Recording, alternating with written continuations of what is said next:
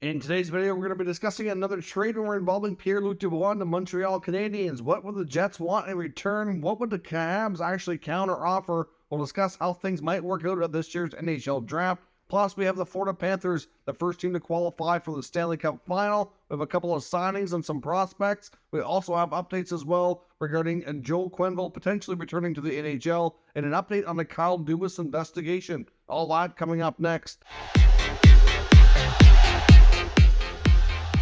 So welcome back to another video here at Top Shelf Hockey. As I mentioned, we have a lot to cover in today's video. Let's first get started with talking about the Florida Panthers completing the sweep last night of the Carolina Hurricanes to clinch the Eastern Conference title and head their way to the Stanley Cup final for the first time since 1996. Florida Panthers have never won a Stanley Cup, so if they're able to successfully complete that this year, it will be the first one in franchise history. Of course, all these games in between the Florida and Carolina series were all really, really close. Matthew Tkachuk again came up clutch, the third game winner of the series for him. He's been having an incredible playoff.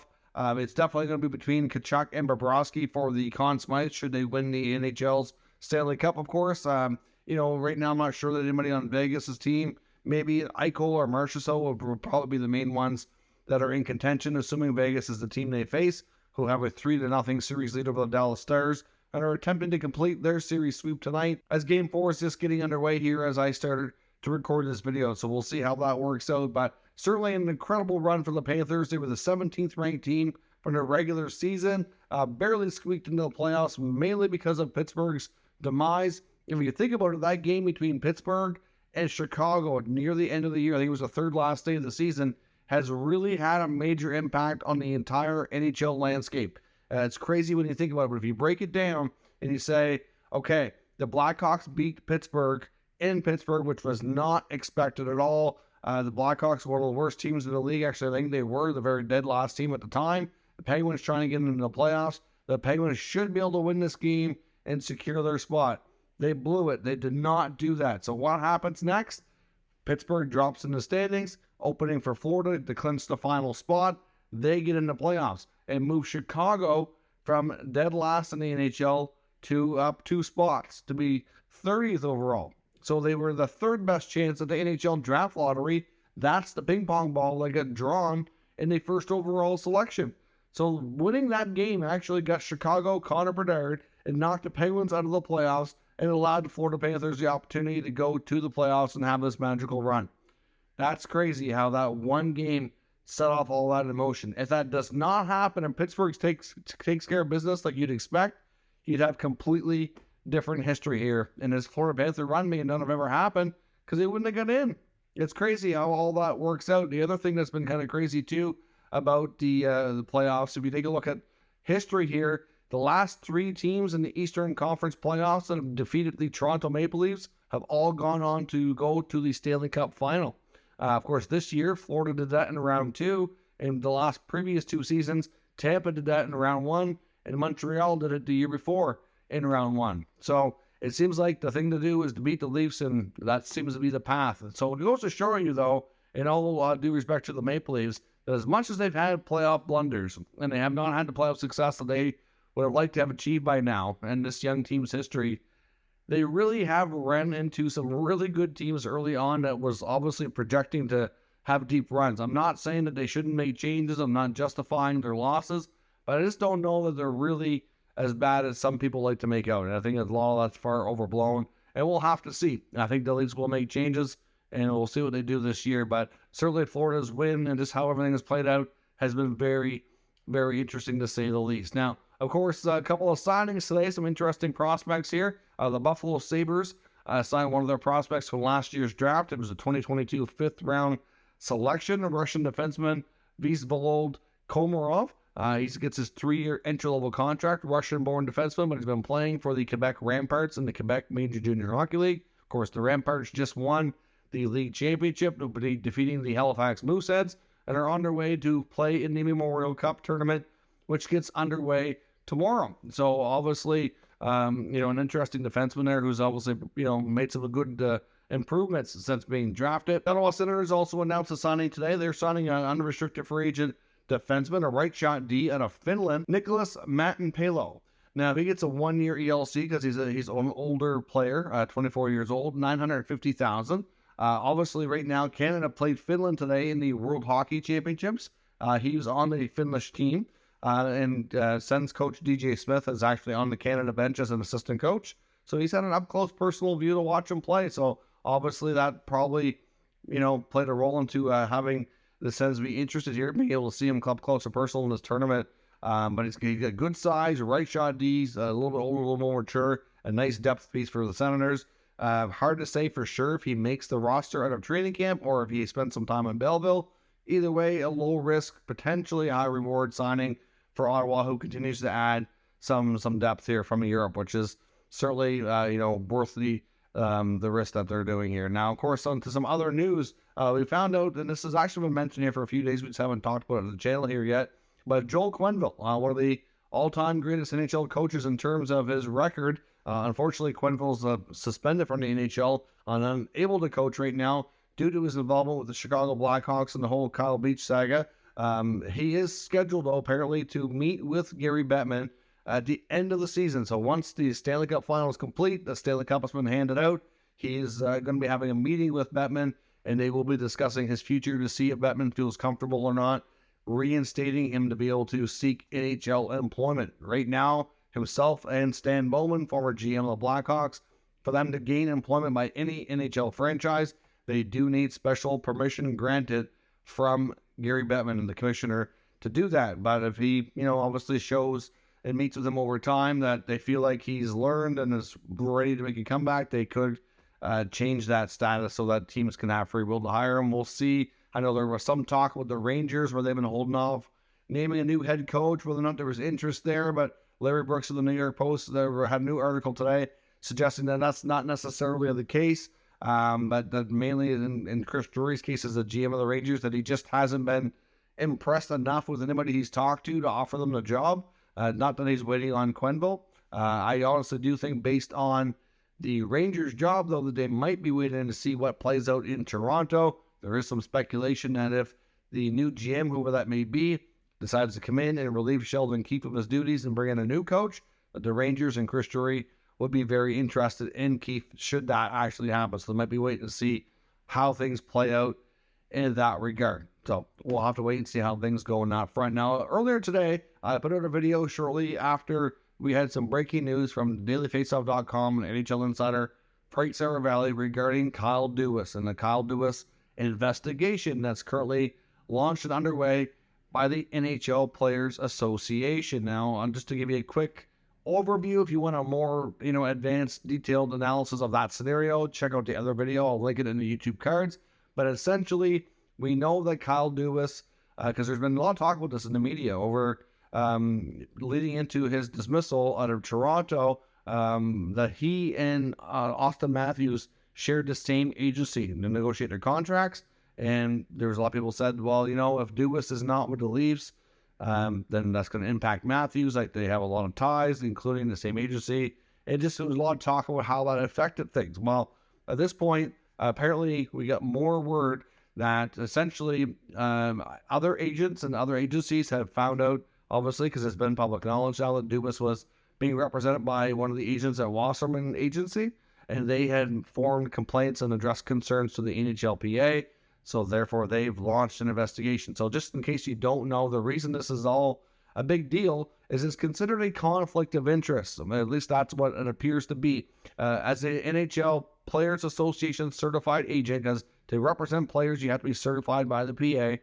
To be that agent, you cannot also represent employees of NHL franchises. So you can be a player rep, but you can't rep GMs or any other executives or anything else to negotiate other types of contracts. That's considered a conflict. So the guy that works at Wasserman, Chris Armstrong, that represents Dubas, who apparently is a friend of his, does not represent hockey players. He is a more of a golf guy at their agency, I guess, and does a lot of other things. But as of today, he's not actively representing any other NHL players. However, he is working for a firm that does, and obviously has some ties to many of his colleagues that represent some big names through Wasserman at the NHL, including Austin Matthews, Connor McDavid, Zach Werenski, Rowan Yossi, and a number of others. They represent about around 10% of the NHL Players Association, but out of that, it might be not a huge percentage, but they get some pretty darn big names.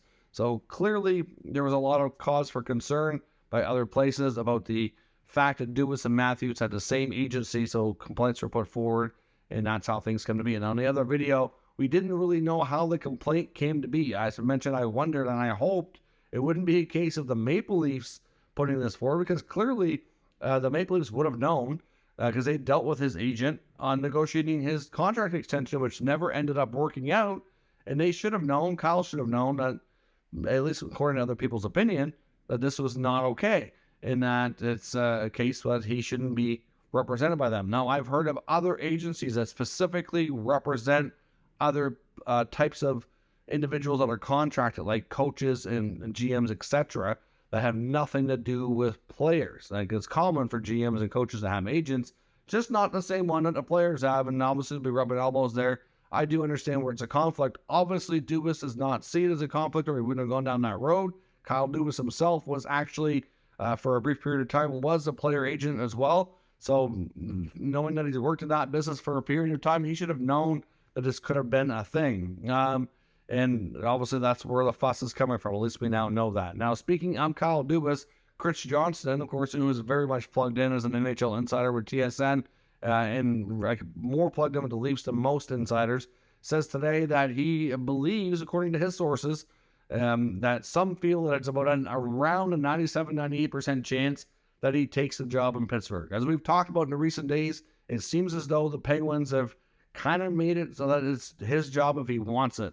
And if he says no, they'll go in another direction. They'll look back to one of the other candidates who were in the running here near the end of their search that happened before he became available. So we'll see where that goes, but at least we know a little bit more now about the context of where this investigation got started, where it came from, who made the complaints, and what he's trying to do. I do wonder, though, in Pittsburgh, knowing how the structure is there and how the structure was in Toronto, it is really going to work out for what he wants, or maybe he's, I guess, willing to make concessions and do something different. I don't know, but the whole Dubas thing is going to be interesting to follow here in the coming days. Now, as I mentioned, we've talked about on and off again at different times, the Pierre-Luc Dubois saga and his desire to play for the Montreal Canadiens. Now, of course, there's a lot of expectations that the Winnipeg Jets are going to make several changes and could be one of the busier teams that in and around the NHL draft, making some potential blockbuster deals. It's not just Dubois.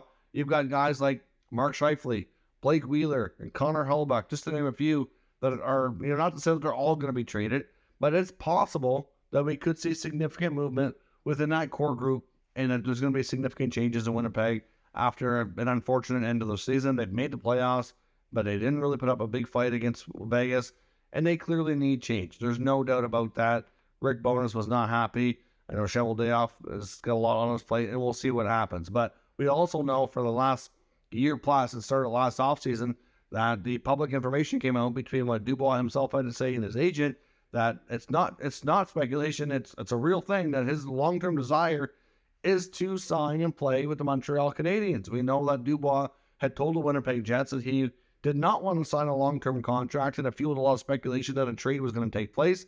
But we know, based on the fact that Kevin Cheveldayoff, unfortunately for him and this team, they've had to deal with that on multiple occasions in the last 5, 6, 7 years. They've had a number of players request out of Winnipeg that he's had to do, and he's had to deal with that. So he's been typically pretty patient. He does not jump the gun. He rides things out, make sure he gets the best deal he can to help the club. Now, of course, in the case of Dubois, I guess there's probably some hope that maybe he would change his mind. They would do a 1-year deal because they weren't at risk of losing him for nothing. But if he does another 1-year deal, which he can do if he absolutely refuses to sign anything longer term, then next year he becomes a UFA. They can lose him for nothing, and he's gone, which they're not going to let happen. But obviously Montreal is the preferred destination, and there was reports of mutual interest there. I think the Habs really would like to bring him in. It's just a matter of, can they work out a deal with Winnipeg that they're happy with. Now, we've also seen recent reports that Montreal is actually going to have some competition for Dubois, and that a trade to the Habs is not a sure thing, that even though other teams know that he's preference and desires to go there longer term, that even if they can only have him for 1 year, that there's other teams out there, including there was a number of teams mentioned now.